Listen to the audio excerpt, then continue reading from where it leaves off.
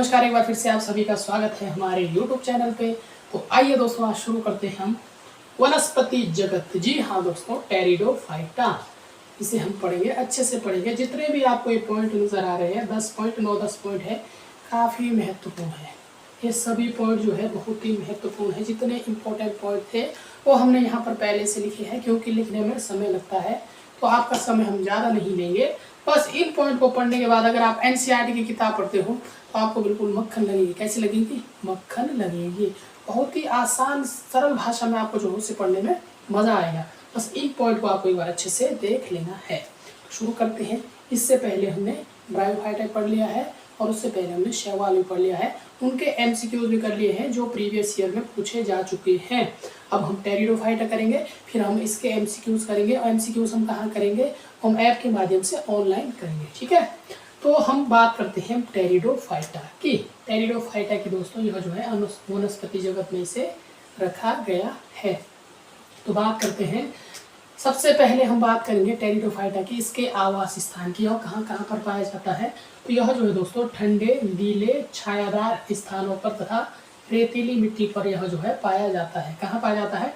ठंडे, गीले, छायादार स्थानों पर और रेतीली मिट्टी में जो यह पाया जाता है। दूसरा पॉइंट है कि यह जो है स्थल पर उगने वाले सबसे पहले पौधे हैं जिनमें क्या पाया जाता है? संवहन ऊतक पाया जाता है। संवहन ऊतक मतलब जाइलम तथा फ्लोएम में पाया जाता है, ठीक है। पृथ्वी पर उगने वाले सर्वप्रथम पौधे जिनमें क्या पाया जाता है? संवहन ऊतक पाया जाता है। संवहन ऊतक से आप क्या समझे? जाइलम तथा फ्लोएम जो है इनमें पाया जाता है। तो तीसरा है, इनकी जो पादप काय है दोस्तों, पादप काय कैसी रहती है? पादप काय को कैसी है? स्पोरोफाइट। और यह जो है दोस्तों बीजाणु, इसे जो है बीजाणु भी कहते हैं। और यह जो है मूल, तना, पत्ती, तीनों में जो है यह पाया जाता है। इसकी संरचना कैसी होती है? स्पष्ट होती है। और इसकी पादप काय जो है स्पोरोफाइट और बीजाणु, स्पोरोफाइट बीजाणुविद होती है, जिसमें जो है मूल, तना, पत्ती स्पष्ट रूप से पाए जाते हैं। जबकि ब्रायोफाइटा में जो है यह स्पष्ट रूप से नहीं पाया जाता था। टेरिडोफाइटा में स्पष्ट रूप से पाया जाता है। ये बिंदु भी आपको नोट करना है, काफी महत्वपूर्ण है। अगला पॉइंट है हमारा, चौथा जो पॉइंट है, पत्तियां। पत्तियां दोस्तों इसमें दो प्रकार की होती हैं। एक छोटी पत्ती, जिसे हम क्या कहेंगे? जिसे हम लघुपर्ण कहते हैं। लघुपर्ण कैसी पत्ती रहती है? छोटी पत्ती रहती है। छोटी पत्ती यानी कि एग्जाम्पल के लिए हम क्या लेंगे? जैसे सिलेजिनेला। आपके एनसीईआरटी में चित्र दिया होगा, तो एक बार आप चित्र देख लेना। सिलेजिनेला का पादप कैसा होता है? तो लघुपर्ण, जिन पत्तियां दो प्रकार की पाई जाती है टेरिडोफाइटा में, एक पाई जाती है लघुपर्ण, दूसरी पाई जाती है बृहत्पर्ण। लघु का आपको पता है, लघु मतलब छोटा, यानी कि जिसमें छोटी पत्ती पाई जाएगी उसे लघुपर्ण कहेंगे। और जिसमें जो है बड़ी पत्ती पाई जाएगी उसे बृहत्पर्ण कहते हैं। जो छोटी पत्ती पाई जाती है उसका एग्जाम्पल है सिलेजिनेला। क्या है? सिलेजिनेला। और जिसमें बड़ी पत्ती पाई जाती है वो क्या है दोस्तों? फर्न। उसका एग्जाम्पल है आपका फर्न, ठीक है। पत्तियों की भी हमने बात कर ली। अब बात करते हैं इसका स्पोरोफाइट की। स्पोरोफाइट की बात करें, स्पोरोफाइट से जो है इसमें क्या बनते हैं? पादप का स्पोरोफाइट में होती है। स्पोरोफाइट से जो है बीजाणुदानी बनती है। क्या बनती है? इसके स्पोरोफाइट को एक पादप का स्पोरोफाइट कहते हैं। स्पोरोफाइट क्या है? बीजाणुदानी बनाती है, ठीक है। और ये बीजाणुदानी से क्या बनते हैं? बीजाणुपर्ण बनते हैं। क्या बनते हैं? स्पोरोफाइट आपका बीजाणुदानी बनाएगा। बीजाणुदानी मिलकर क्या, बीजाणुदानी से क्या बनेगा? बीजाणुपर्ण। बीजाणुपर्ण कैसा होता है? पत्ती की तरह जो है यह देखने में होता है। कैसा होता है? पत्ती की तरह बीजाणुपर्ण देखने में होता है। और यही बीजाणुपर्ण जो है सघन होकर सुस्पष्ट संरचना बनाता है, जिसे क्या कहते हैं? शंकु कहते हैं। यानी कि स्पोरोफाइट में क्या बनेगा? स्पोरोफाइट से बीजाणुदानी बनेगी, बीजाणुदानी से बीजाणुपर्ण बनेगा। और बीजाणुपर्ण देखने के लिए कैसा होता है? पत्ती की तरह होता है। और यह जो है बीजाणुपर्ण सघन होकर क्या बनाता है? सुस्पष्ट संरचना बनाता है, जिसे हम क्या कहते हैं?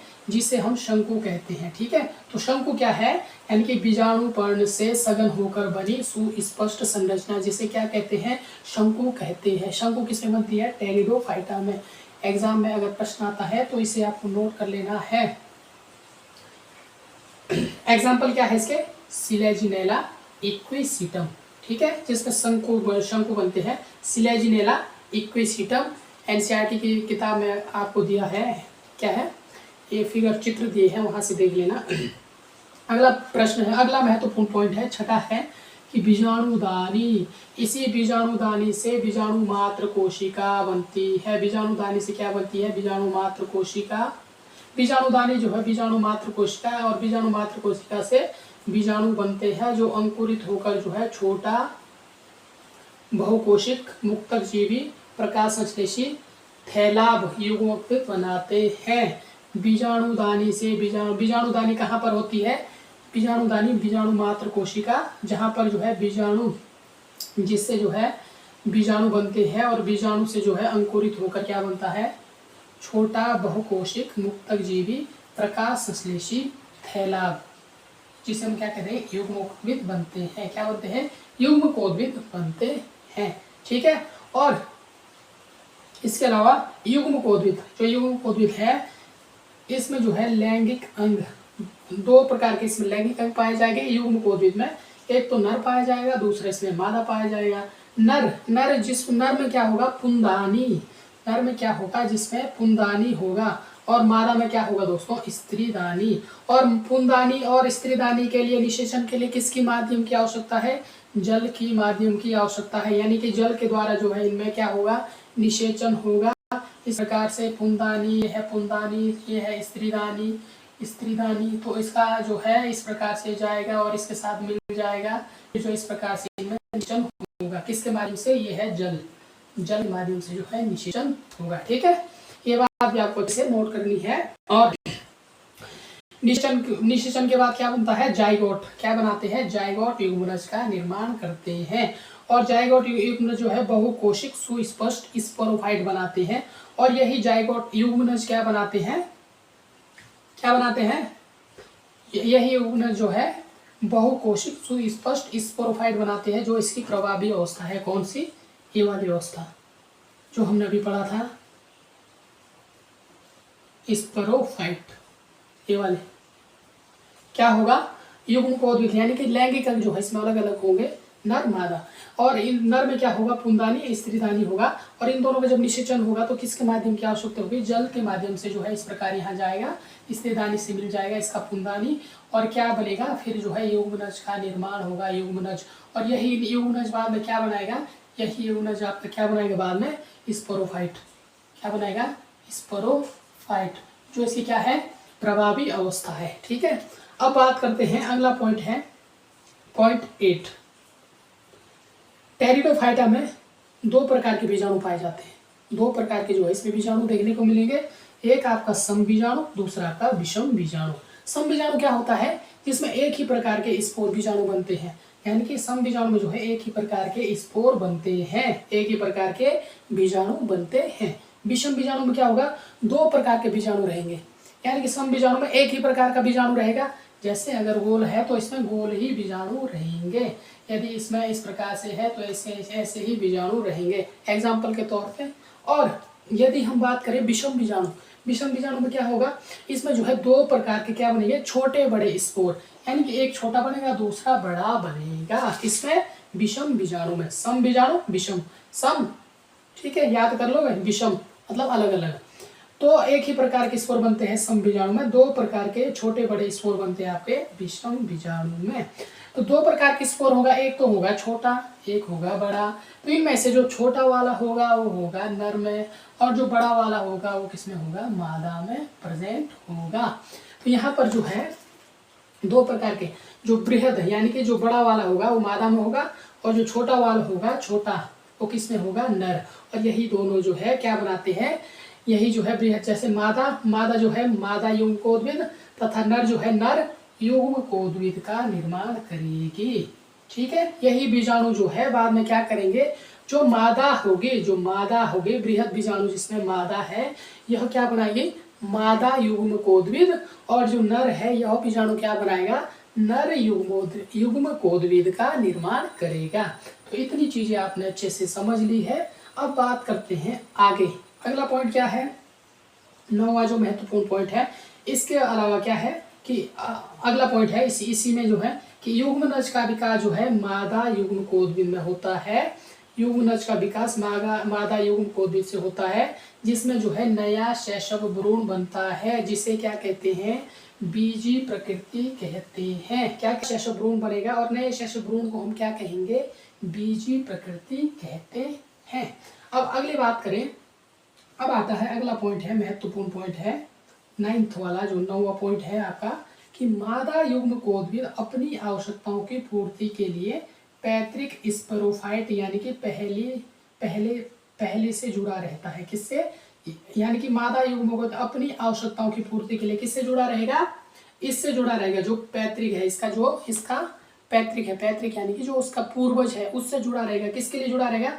अपनी आवश्यकताओं की पूर्ति के लिए।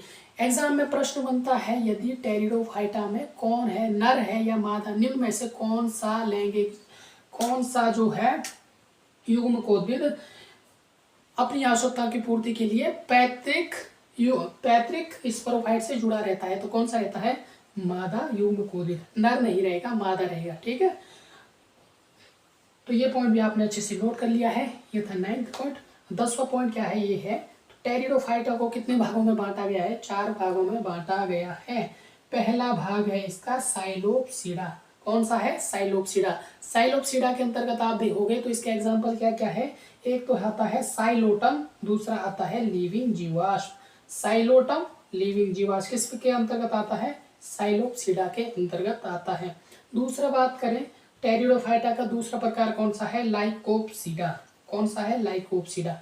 लाइकोप्सिडा के अंतर्गत क्या क्या आएगा? सिलेजिनेला, लाइकोपीडिया, संजीवनी, क्या जो है संजीवनी बूटी में, संजीवनी बूटी जो है इसके अंतर्गत आएगी।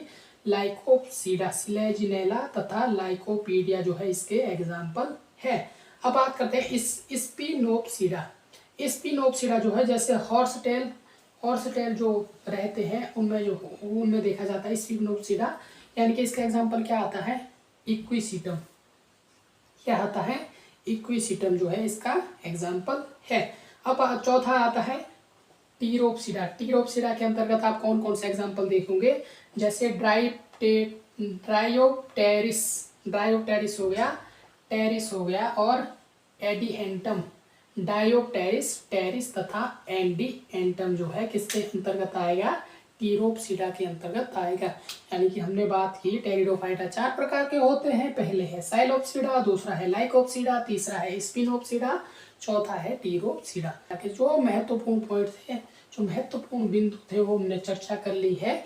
इसके बाद इन बिंदु को पढ़ने के बाद यदि आप एनसीईआरटी पढ़ते हैं तो आपका जो है टेरिडोफाइटा कहीं से भी कोई प्रश्न आता है तो आप जो है इसमें मिस्टेक नहीं करेंगे। तो ये था दोस्तों टेरिडोफाइटा के बारे में हमने चर्चा की थी।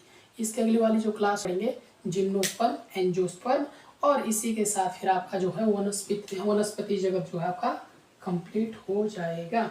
लिमिटेड